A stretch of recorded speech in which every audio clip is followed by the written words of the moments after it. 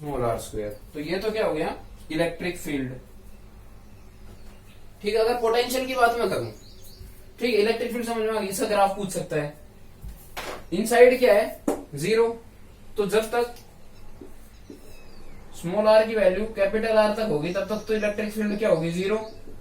फिर एक constant value आ जाएगी कितनी, के क्यूब है आर स्क्वायर, ये आ गई। उसके बाद आर स्क्वायर के विद रिस्पेक्ट घटेगी।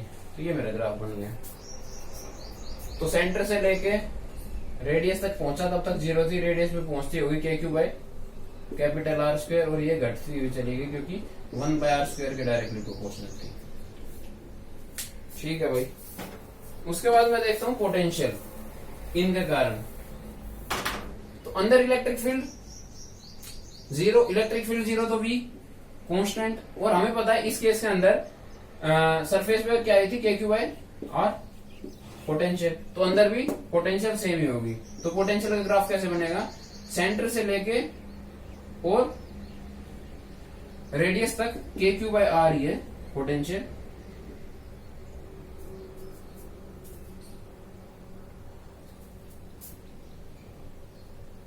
ठीक है, तो के क्यू बाय आर है कहां तक, रेडियस तक। और भाई अगर पूछे बाहर अगर पॉइंट हो तो वही बात है, यहाँ पे चार्ज कैसे कंसर्ट, जैसे पॉइंट बाहर जाए चार्ज को मान ले सेंटर पे तो आ जाएगा k q by small are. तो वोल्टेज सेंटर से लेके बाहर तक तो थी के क्यू बाय कैपिटल आर, फिर हो गई के क्यू बाय स्मॉल आर। तो स्मॉल आर के विद रिस्पेक्ट घटने लग गई, लेकिन यहाँ तक थी कांस्टेंट। क्यों कांस्टेंट थी, क्योंकि इलेक्ट्रिक फील्ड जीरो थी। इलेक्ट्रिक फील्ड का ग्राफ क्या बनना था कि सेंटर तक तो इलेक्ट्रिक फील्ड थी जीरो, सेंटर पे हुई k q by capital R square, और उसके बाद हुई k q by small are square. तो मैं इन तीनों की ई भी बता सकता हूँ, इन तीनों की पोटेंशियल भी बता सकता हूँ। कहाँ कहाँ, चाहे अंदर पूछे, चाहे सरफेस पे पूछे, चाहे बाहर पूछे, किसी भी केस में मैं बता सकता हूँ इनकी। अब आता है दूसरा ग्रुप। अब दूसरा ग्रुप देखते हैं, मतलब कि सॉलिड है और नॉन कंडक्टिंग है। इसका मतलब अंदर की तरफ चार्ज प्रेजेंट है, अंदर चार्ज है तो इलेक्ट्रिक फील्ड अंदर जीरो नहीं होगी भाई। अंदर अगर चार्ज है तो इलेक्ट्रिक फील्ड जीरो नहीं होगी। कितनी इलेक्ट्रिक फील्ड होगी, तो उसका वही सीन होता है कि गॉसियन सरफेस मान लिया, खुद की रेडियस कैपिटल आर थी तो गॉसियन सरफेस मानो उसकी रेडियस क्या है आर। तो E multiply by D S क्या होता है, q by epsilon not E multiply by S, जो तुम्हें गॉसियन सरफेस माना उसका area 4 pi small are square, बराबर होगा चार्ज। चार्ज कितना होगा, रो। रो मतलब charge per unit volume multiply by charge per unit volume तो हो गया रो मल्टीप्लाई बाय इसका वॉल्यूम, इसका चार्ज आ जाएगा। तो 4/3 pi r cube by epsilon naught. तो यहां से रिजल्ट निकल गया है, ई की वैल्यू आई rho are by 3 epsilon naught. तो सेंटर पे स्मॉल आर की वैल्यू जीरो, तो इलेक्ट्रिक फील्ड जीरो। तो इसका ग्राफ कैसे बनेगा इलेक्ट्रिक फील्ड का, सेंटर पे ये इलेक्ट्रिक फील्ड है, ये आर है, R zero E zero, directly proportional है आर के कहां तक, सेंटर तक। ठीक है, उसके बाद फिर क्या हो जाएगा ये ग्राफ, क्यों, क्योंकि जैसे पॉइंट बाहर जाएगा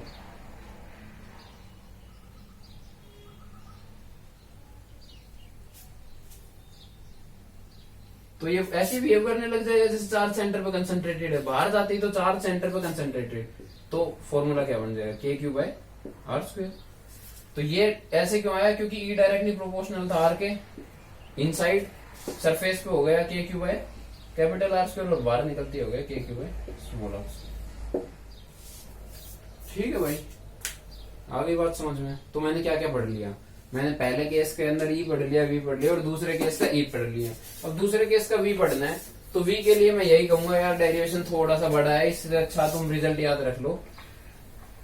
ये सॉलिड नॉन कंडक्टिंग,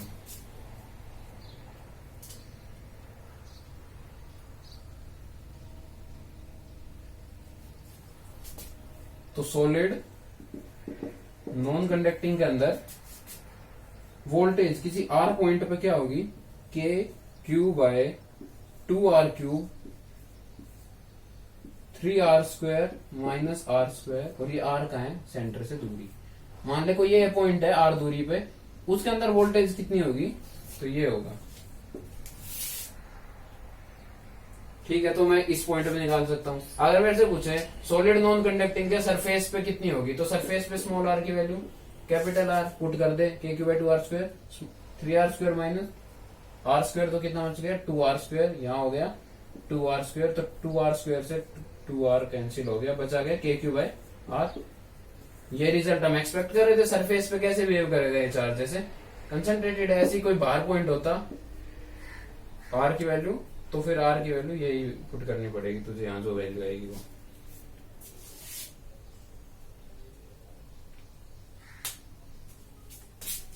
मतलब सॉरी उल्टा बोल दिया। तू क्या कर सकता है, अंदर वाले पॉइंट के लिए तो हो गया फॉर्मूला ये, सरफेस पे के क्यू बाई आर डायरेक्ट, और बाहर भी ये चार्ज जैसे बिहेव करेगा जैसे क्यू सेंटर पे कंसंट्रेटेड, तो ये आर हो गया, तो डायरेक्ट के क्यू बाई आर। तो ये के क्यू बाई आर, सरफेस पे के क्यू बाई कैपिटल आर, और इनसाइड ये बड़ा सा formula, electric field inside rho are by 3 ε0, surface पे के क्यू बाई आर स्क्वायर, बाहर के Q by small are square. तो बाहर और सरफेस पे तो ऐसे बिहेव करने लगता है जैसे पॉइंट चार्ज है, इनसाइड की दिक्कत आती है। तो पहले केस के अंदर इनसाइड में इलेक्ट्रिक फील्ड था 0, वी था कांस्टेंट, कांस्टेंट कितना जितना सरफेस पे, तो ये पहले केस था, जुगाड़ हो गया अंदर के पॉइंट का। बाहर और सरफेस का तो निकाल ही सकता है, ऐसे बिहेव करने लगता है जैसे पॉइंट चार्ज है। इस केस के अंदर वी इनसाइड का हो गया ये बड़ा सा फॉर्मूला, और ई का हो गया रो आर बाय 3 ε0। ग्राफ बता दिया मैंने, ये हो गया, पोटेंशियल निकाल दे तो ये निकाल दे। तो ये अलग अलग स्फीयर है जिनके क्या होता है, अलग अलग वैल्यू होती है इलेक्ट्रिक फील्ड की और पोटेंशियल की। तो फाइनली जो केस बनता है ना, मतलब नट शेल में तुझे क्या याद रखना है, पहला ग्रुप जो है ये है मेरा सेकंड ग्रुप। फर्स्ट ग्रुप में क्या क्या आता है, होलो कंडक्टिंग, होलो नॉन कंडक्टिंग, सॉलिड कंडक्टिंग, ये 3 चीजें आती हैं। इसकी मुझे क्या निकालनी है, इलेक्ट्रिक फील्ड निकालनी है और वोल्टेज निकालनी है। इलेक्ट्रिक फील्ड में 3 केस बनते हैं, inside electric field 0, inside surface पे के क्यू बाय आर स्क्वायर, किसी आर दूरी पे के q by small are square. Voltage inside electric field 0, तो वोल्टेज कांस्टेंट कितनी, जितनी सरफेस पे होगी, सरफेस पे कितनी होगी, ये सरफेस पे, ये इनसाइड, ये outside, k q by r, और आउटसाइड कितनी होगी, k q by small r. Inside और आउटसाइड तो ऐसे जैसे ये पॉइंट मास की तरह बिहेव करने लगे, तो सिर्फ ये चीजें याद रखनी। सेकंड ग्रुप में आता है सिर्फ सॉलिड नॉन कंडक्टिंग, 2 ही चीज इसकी पढ़नी थी, इलेक्ट्रिक फील्ड बता और वोल्टेज बता। इलेक्ट्रिक फील्ड बतानी तुझे इनसाइड, सरफेस, आउटसाइड। इनसाइड कितनी होगी, रो आर बाय 3 ε0। सरफेस पे कैसे बिहेव करेगा, जैसे पॉइंट चार्ज है तो पॉइंट चार्ज के लिए के क्यू बाय आर स्क्वायर। यहाँ कैसे बिहेव करेगा, जैसे पॉइंट चार्ज है तो k q by r square. Voltage क्या बतानी है, इनसाइड, सरफेस और आउटसाइड। सरफेस पे कैसे बिहेव करेगा, जैसे पॉइंट चार्ज है। आउटसाइड कैसे बिहेव करेगा, जैसे पॉइंट चार्ज है। इनसाइड के लिए वो बड़ा सा फॉर्मूला है, सिर्फ ये बड़ा सा फॉर्मूला याद रखना है और सिर्फ ये याद रखना है, बाकी तो कुछ भी कर सकता है। इससे तू कोई भी क्वेश्चन सोल्व कर, हर क्वेश्चन तेरे सोल्व होंगे। किसके, स्फीयर के। तो इतनी सी बात थी, स्फीयर हमने देख लिए, ग्राफ देख लिए। एक होता है यार कि एनर्जी स्टोर्ड, कितनी एनर्जी स्टोर्ड होती है।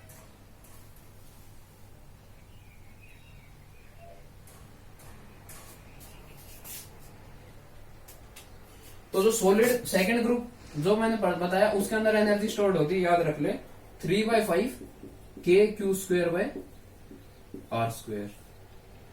टोटल एनर्जी कहां से कहां तक होगी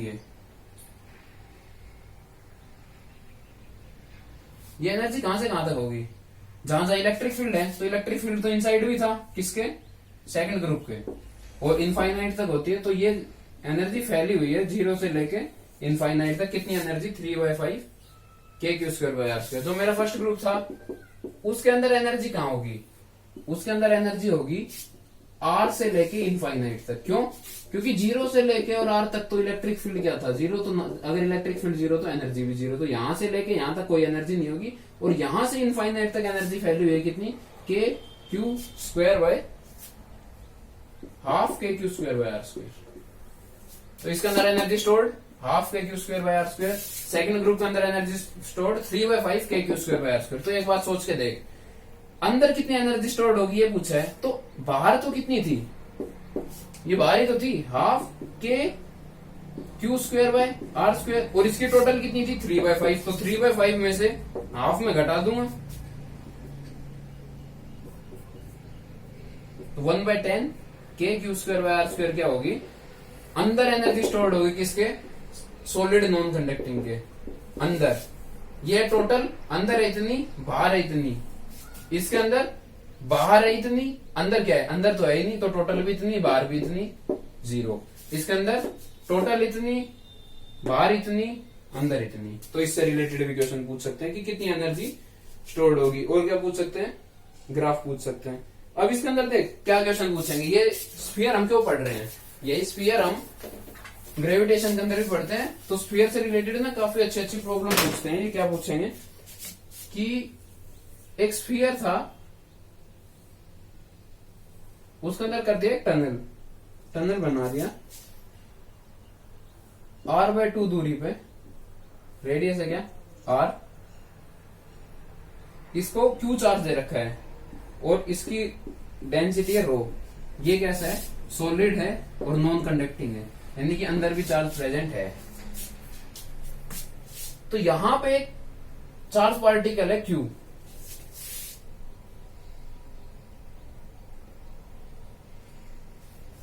तो कह रहे हैं कि इसको यहां पहुंचाना है बी पॉइंट पे,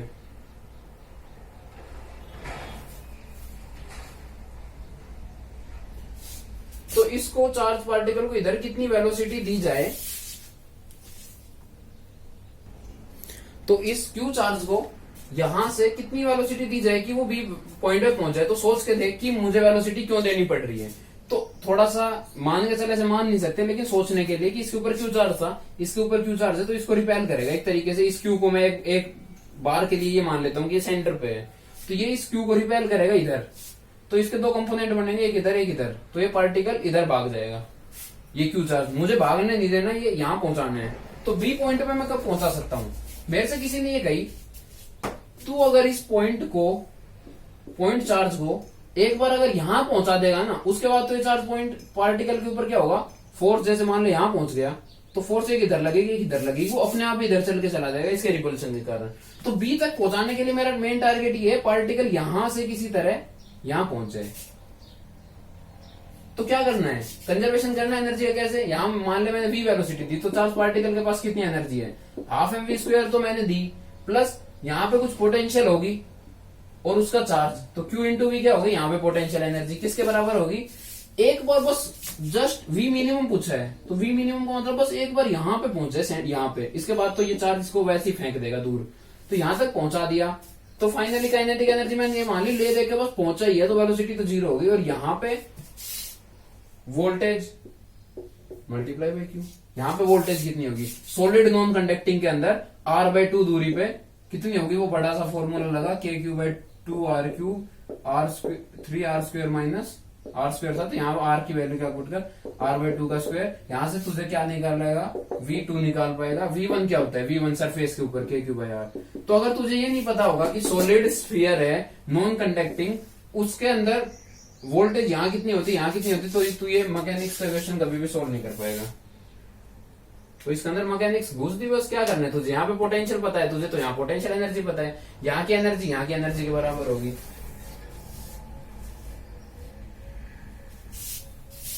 देख एक और देख, अब तब समझ में आएगी कि क्यों मैंने स्फीयर पढ़े हैं। फिर से नॉन कंडक्टिंग स्फीयर है, सेंटर पे बीचों बीच क्या कर दिया, टनल बना दिया, अंदर चार्ज है पॉजिटिव, ठीक है। तो ये कह रहा है एक माइनस क्यू चार्ज को यहां से रिलीज किया तो यहाँ पे वेलोसिटी क्या थी, 0। तो देख ये -q1 चार्ज है, -q लगा ले, तो वो तो पॉजिटिव था तो रिपेल कर रहा था, ये पॉजिटिव है नेगेटिव तो इसको अट्रैक्ट करेगा, तो ये पॉजिटिव चार्ज जानबूझ के इसको इस साइड खींचेगा। तो ये बताने Vc कितनी होगी, जब ये चार्ज पार्टिकल सेंटर पे पहुंच जाएगा तो कितनी एनर्जी, तो ठीक है यहाँ एनर्जी कितनी थी, हाफ mv² तो 0 थी, तो यहाँ कितनी एनर्जी थी, Q मल्टीप्लाई बाय पोटेंशियल, इस जगह पे, इस जगह को मैं एक नाम देता हूँ, तो यहाँ टोटल एनर्जी थी। फाइनली क्या हो जाएगा, Q multiply by V2 plus half mv², ये V क्या होगी, V2 पॉइंट पे सेंटर पे, तो तुझे सॉलिड है, नॉन कंडक्टिंग स्फीयर है, उसके सेंटर पे वोल्टेज का फॉर्मूला पता होना चाहिए, उससे तू V2 निकाल पाएगा। V1 इसके ऊपर सरफेस के ऊपर तो होती है डायरेक्ट k3/r, और V2 कैसे निकाल देगा, उस बड़े से फॉर्मूला से। ठीक है, तो जितनी भी आएगी सेंटर पे कितनी होती है,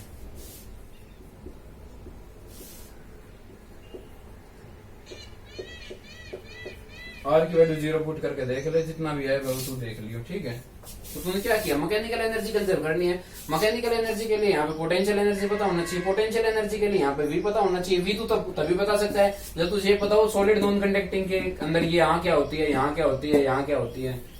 तो ये सॉलिड नॉन कंडक्टिंग से रिलेटेड या स्फीयर से रिलेटेड न्यूमेरिकल प्रॉब्लम थी।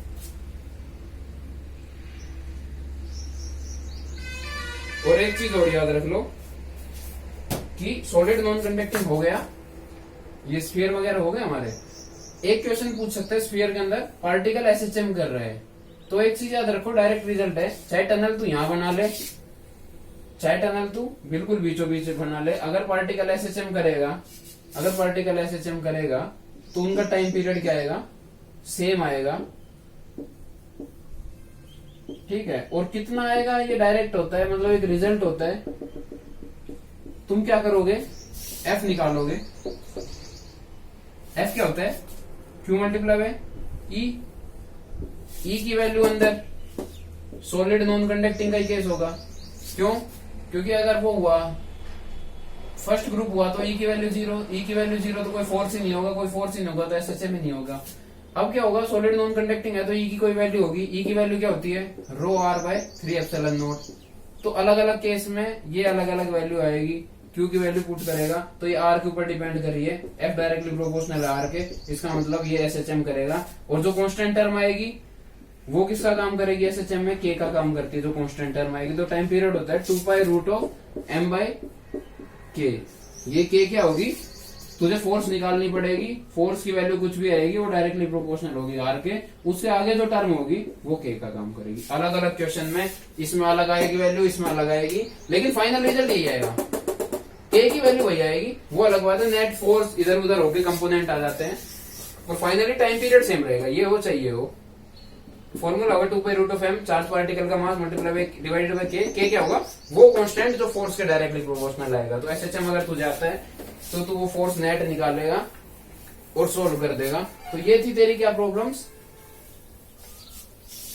स्फीयर्स की। तो तूने क्या पढ़ा, इलेक्ट्रोस्टैटिक्स जैसी शुरू हुई, तूने चार्ज के बारे में पढ़ा, दो चार्ज पार्टिकल के बीच का फोर्स पढ़ा, एक सिंगल चार्ज के कारण इलेक्ट्रिक फील्ड k3/r², एक पॉइंट चार्ज के कारण इलेक्ट्रिक फील्ड सिंगल पॉइंट के कारण k3/r², और पोटेंशियल k3/r।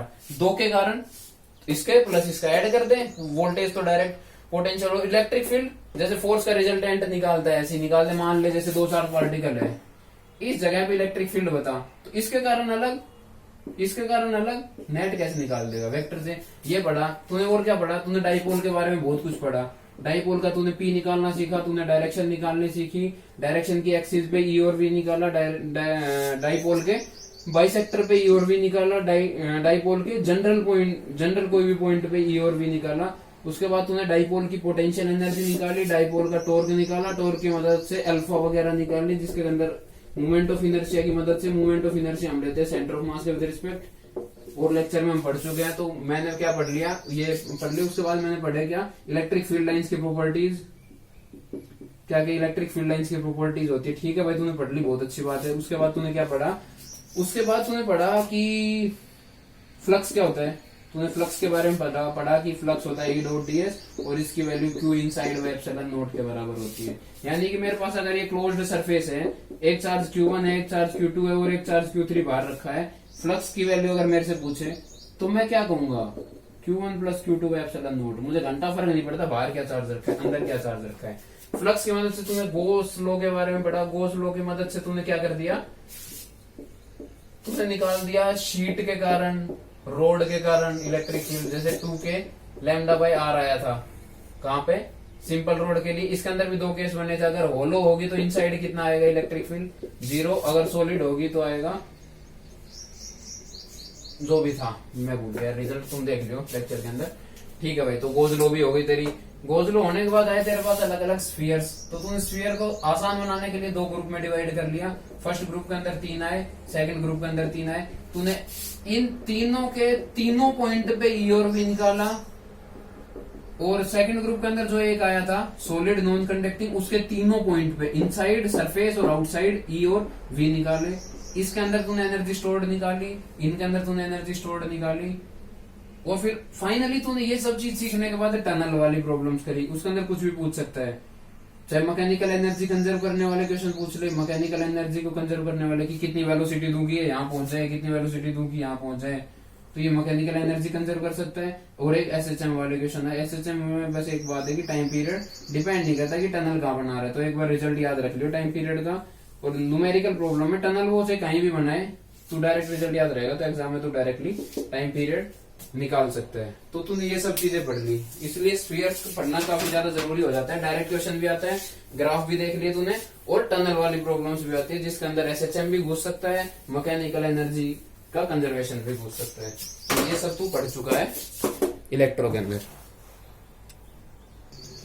तो यार जो ये हमने स्फीयर्स वगैरह पढ़े ना, ग्रेविटेशन के अंदर भी पढ़ते हैं, तो सीधी सी बात है तूने सब कुछ पढ़ लिया। देख क्या पढ़ा तूने, जब भी स्फीयर आए तो पहले देख होलो है, अच्छा होलो है, कंडक्टिंग है, होलो कंडक्टिंग, ये भूल जा, ये याद रख। फर्स्ट ग्रुप में आएगा, सेकंड में, फर्स्ट में आएगा, तो फर्स्ट में energy stored half k q square by r square, ये बता सकता है। फर्स्ट ग्रुप के अंदर इनसाइड इलेक्ट्रिक फील्ड 0, सरफेस पे के q by capital R square, बाहर के q by small are square, अंदर की तरफ वी उतनी ही जितनी सरफेस पे हो, क्योंकि ई जीरो है तो वी कांस्टेंट होगा, तो अंदर की तरफ वी कितनी होगी जितनी सरफेस पे क्या होगी k q by r capital R, तो उतनी अंदर होगी तो अंदर भी के क्यू बाय कैपिटल आर, और बाहर कितनी होगी k q by small are. तो ऐसे ही तू कोई भी क्वेश्चन सोल्व कर सकता है।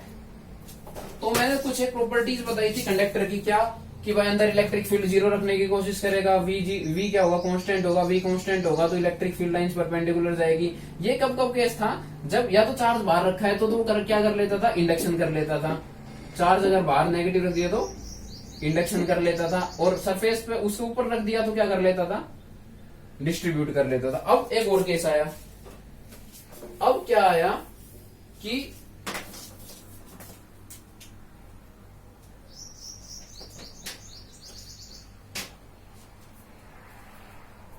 हाँ, तो अब आया,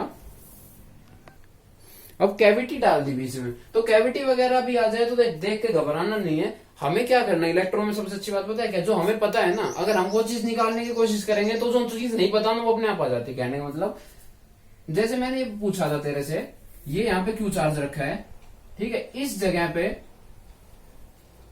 पे ए पॉइंट है, पोटेंशियल बतानी है ए पॉइंट पे किसके कारण, इंड्यूस्ड चार्ज के कारण। तो हमें तो यही नहीं पता कितना चार्ज इंड्यूस होगा कितने नहीं होगा, इसलिए हमने क्या फैसला किया, हम वो चीजें निकालेंगे जो हमें पता है। अच्छा भाई, तो तुझे क्या पता है, तुझे ये पता है ये कैपिटल क्यू है, ये है कितनी दूरी पे, डी दूरी पे, ये है रेडियस आर, तो ये सेंटर पे इलेक्ट्रिक वोल्टेज वी कितनी बनाएगा, वी सेंटर पे क्यू के कारण कितनी बनेगी, के क्यू बाय आर, तो के क्यू बाय डी। ऐसे ही V सेंटर पे इंड्यूस्ड चार्ज के कारण, ये मुझे पता था कि इंड्यूस्ड चार्ज के कारण सिमेट्री बन जाएगी और यहाँ पे आएगी नेट 0, तो VC टोटल कितनी होगी दोनों का सम, तो के क्यू बाय डी। ये अगर कंडक्टर है और सेंटर पे इतनी वोल्टेज है तो ए पॉइंट पे भी टोटल वोल्टेज कितनी होगी, के क्यू बाय डी। अब टोटल वोल्टेज यहाँ पे किसके कारण आई, एक तो क्यू के कारण, एक इंड्यूस्ड चार्ज के कारण। इस क्यू के कारण कितनी आई, क्यू तो ये कहेगा मेरे से दूरी बता बस, तो मैंने दूरी बताई, r square plus d square, तो k square k q by r square plus d square, plus voltage किसके कारण, इंड्यूस चार्ज के कारण। निकालनी क्या है, इंड्यूस चार्ज के कारण, इसमें से इसको माइनस कर दे। तो मुझे नहीं पता था यहाँ पे, इसलिए मैंने क्या किया, इसकी मदद से यहाँ निकाला, इंड्यूस की मदद से यहाँ निकाला, यहाँ पे टोटल आ गई, जो यहाँ पे टोटल होगी वो वहां पे टोटल होगी, वहां पे किस किसके कारण होगी, इसके कारण और इंड्यूस के कारण। मुझे यहाँ टोटल पता है, इसके कारण पता है, तो इंड्यूस के कारण मैं निकाल दूंगा। ठीक है, तो कैविटी आ गई बीच में। कैविटी का मतलब क्या है वो देख, पहले या तो सॉलिड था या होलो था, अब मुश्किलें बढ़ाने के लिए इन्होंने क्या किया, ये सॉलिड है, इतना सॉलिड स्फीयर है, ठीक है। तो कह रहा है मैंने इसको क्यू चार्ज दे दिया, इसको क्यू चार्ज दे दिया, तो तुझे इलेक्ट्रिक फील्ड बतानी है, कहां कहां, पॉइंट ए पे, तेरा पॉइंट ए है ये, तेरा पॉइंट बी है ये, सी मान ले इसको, और बी है भाई साहब बाहर बिल्कुल, ये पॉइंट बी। तो इलेक्ट्रिक फील्ड ए पे बता, इलेक्ट्रिक फील्ड बी पे बता, इलेक्ट्रिक फील्ड सी पे बता। बस तुझे, मुझे नहीं पता कितनी होगी, लेकिन मुझे एक बात पता है, ये मटेरियल क्या है,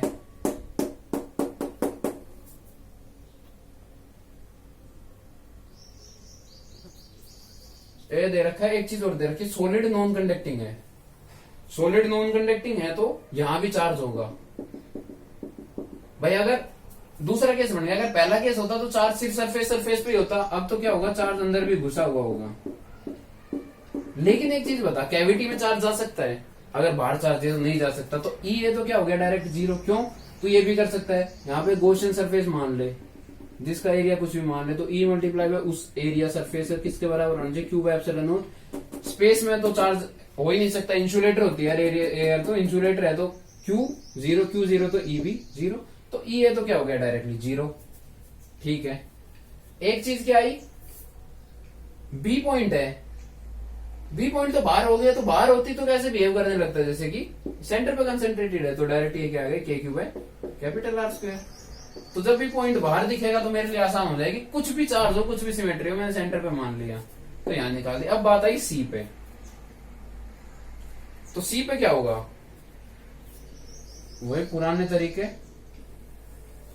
ये पॉइंट क्या है, सी कितनी दूरी पे, स्मॉल आर दूरी पे, इसी स्मॉल आर को रेडियस मानते हुए गॉसियन सरफेस ड्रॉ कर दिया। Electric field at C multiply by Gaussian surface का area 4 pi small are square, ये क्या था पूरा R2, ये क्या है R1, और ये स्मॉल r क्या है, जो गॉसियन सरफेस माना है, जिस पॉइंट पे तुझे निकालना था उसकी दूरी, किसके बराबर होगा, Q bye epsilon not. Q क्या होगा, charge per unit volume multiply by इसका वॉल्यूम, इसका वॉल्यूम क्या होगा 4/3 पाई R स्क्वायर, और ये क्या हो गया, चार्ज पर यूनिट वॉल्यूम, तो टोटल चार्ज क्या है, Q पर यूनिट वॉल्यूम, वॉल्यूम क्या होगा, जहां चार्ज प्रेजेंट है 4/3 पाई R2Q माइनस R1Q। और ये गलती कर दी मैंने, रो मल्टीप्लाई बाय क्या होगा, जहां चार्ज निकालना, तो चार्ज तो सिर्फ इतनी सी जगह में प्रेजेंट है, तो क्या आएगा 4/3 पाई R square minus R1 square. Total charge Q, तो ये रो क्या हो गया, चार्ज पर यूनिट वॉल्यूम, कितने वॉल्यूम में चार्ज प्रेजेंट है, चार्ज तो इतने वॉल्यूम में प्रेजेंट है ना, बीच में थोड़ी ना प्रेजेंट है, तो इतने वॉल्यूम का मतलब क्या होगा, पूरा वॉल्यूम माइनस ये वॉल्यूम, पूरा वॉल्यूम माइनस ये वॉल्यूम, तो 4/3 पाई R2Q माइनस 4/3 पाई R1Q, 4/3 पाई कॉमन ले लिया। और इसका चार्ज क्या होगा, इतने एरिया में प्रेजेंट है, सिर्फ वो सिर्फ इतने एरिया में प्रेजेंट है, इतने वॉल्यूम में। इसका ये वॉल्यूम कितना होगा, ये बड़ा वॉल्यूम माइनस ये छोटा, तो ये बड़ा क्या है 4/3 पाई R3 4/3 R1Q। तो यहां पुट करेगा तो इलेक्ट्रिक फील्ड सी पे भी आ जाएगा। तो यानी कि पॉइंट अगर बाहर हो गया तो बड़ा आसान, चार्ज को सेंटर पे मान ले, बात खत्म, डायरेक्ट ही आ जाएगा k q by r square. Point अगर अंदर है तो बड़ा आसान है, चार्ज ही नहीं है तो ये जीरो, बीच में है तो कोई दिक्कत नहीं, गॉसियन सरफेस मान ले, गोज लो क्यों पड़ी थी, आसान हो गया। ई मल्टीप्लाई बाय ए क्या होना चाहिए, Q by epsilon not, E multiply A क्या है 4 पाई आर स्क्वायर, क्यू क्या होना चाहिए, रो मल्टीप्लाई बाय जितने वॉल्यूम में चार्ज है, रो क्या होना चाहिए, चार्ज बाय जितने वॉल्यूम में टोटल चार्ज है, ये निकाल दिया। ठीक है भाई, ये चीज भी समझ में आ गई कि कैविटी होगी तो ज्यादा घबराने वाली बात है नहीं। अब थोड़ी सी, अब क्या कर सकते हैं, एक क्वेश्चन देख ले, मोटा मोटा बता रहा हूँ, तरीका बता दे रहा हूँ। ये एक स्फीयर है, अब इस स्फीयर से रिलेटेड क्वेश्चन है, कैसे कैसे बना सकते हैं, 4r रेडियस का, इसमें से एक और स्फीयर कट कर दिया, पहले पूरा स्फीयर था सोच, उसमें से ये स्फीयर कट कर दिया, कितनी रेडियस का, r रेडियस का, और इसकी रेडियस के बीच में दूरी कितनी है 2r, और इसकी रेडियस से यहां से 8r दूरी पे इलेक्ट्रिक फील्ड बतानी है। तो अगर ये सिर्फ ये स्फीयर होता पूरा, तो इलेक्ट्रिक फील्ड कितनी होती, स्फीयर चाहे कैसा हो, पॉइंट बाहर है, सेंटर पे मानते, और आंसर क्या आ जाता है के क्यू बाय 8r का स्क्वायर। अब क्या दिक्कत होगी, ये तो कब होता जब पूरा स्फीयर प्रेजेंट होता। अब क्या किया, इतना निकाल दिया, तो तू क्या कर, पूरा होता तो उसके कारण कितना होता, इतना निकाल दिया, तो इतने के कारण कितना होता, इस टोटल में से माइनस कर दे, भाई अब क्या है तेरे पास, अब ये पूरा स्फीयर नहीं है, अब इस स्फीयर में से ये चीज हटी हुई है, यहाँ कुछ भी नहीं है, ये खाली जगह है। पहले तो पूरा था, पूरा होता तो इतना होता, माइनस कर दे इतना। मान ले कि भाई मेरे पास 40 रुपए हैं, किसी ने 15 निकाल दिया, अब मेरे पास कितने रुपए बचे? 25। कैसे निकाले? जितने पहले थे उसमें से जितना निकाल दिया, मेरे पास 25 बचे। तो पहले इसके कारण इलेक्ट्रिक फील्ड कितनी थी? इतनी, और इसके कारण इतनी, तो डायरेक्ट निकाल दे। तो अब तो आसान केस बन गया, क्यों? क्योंकि दोनों के लिए पॉइंट कहाँ बाहर है। एक केस क्या बन सकता है, इसी कोई और मुश्किल कैसे बना सकता है? सेम केस यही है। इलेक्ट्रिक फील्ड कहां पूछा है? इलेक्ट्रिक फील्ड पूछा है यहां, इलेक्ट्रिक फील्ड यहां बता। तो इलेक्ट्रिक फील्ड इस पूरे स्फीयर को, अगर कंप्लीट स्फीयर होता तो मैंने 1 नाम दे दिया, E1 में से मैं क्या घटा दूंगा? E2। E2 क्या होगा? इसके कारण इलेक्ट्रिक फील्ड। तो इस पूरे के लिए तो ये पॉइंट कहाँ है? अंदर। तो फॉर्मूला लगेगा ρr/3ε0, वही स्फीयर का यूज करना पड़ेगा तुझे। ρr/3ε0 अगर पूरा होता है, इसमें से मैं क्या घटा दूंगा? इसका। इसके लिए पॉइंट बाहर है, तो इस स्फीयर के लिए पॉइंट बाहर है, तो इस स्फीयर के लिए यहाँ पे इलेक्ट्रिक फील्ड कितनी होगी? k3/r²। स्मॉल r मतलब इसके सेंटर से इस पॉइंट की दूरी। तो फिर इसमें क्या चेंज आ गया? इसमें ये फॉर्मूला लगा इनसाइड वाला। क्यों? क्योंकि पॉइंट ये ऐसा है कि इस पूरे के तो इनसाइड है, कैविटी के बाहर है। वो पॉइंट कैसा था? इसके भी बाहर था, तो बाहर वाला फॉर्मूला लगा, कैविटी के भी बाहर था, दोनों बाहर वाले फॉर्मूले थे, ये अंदर वाला और बाहर वाला। तो बड़े आसान है, सारे फॉर्मूले याद रखने। तो ये क्वेश्चन भी किससे सोल्व होंगे तेरे, अगर तुझे स्फीयर के रिजल्ट पता है तो इनको बोलते हैं कैविटी प्रॉब्लम्स। बीच में कैविटी डाल देते हैं। अब एक नई चीज आई, आखिरी कंसेप्ट है। अब तक क्या कर रहे थे? या तो चार्ज बाहर रख रहे थे या चार्ज दे रहे थे। अब क्या हरकत करी? अब हरकत ये हुई कि चार्ज रख दिया सेंटर पे Q, और बोले बता क्या होगा अगर ये क्या है? सॉलिड नॉन कंडक्ट, सॉरी ये क्या है? कंडक्टर है।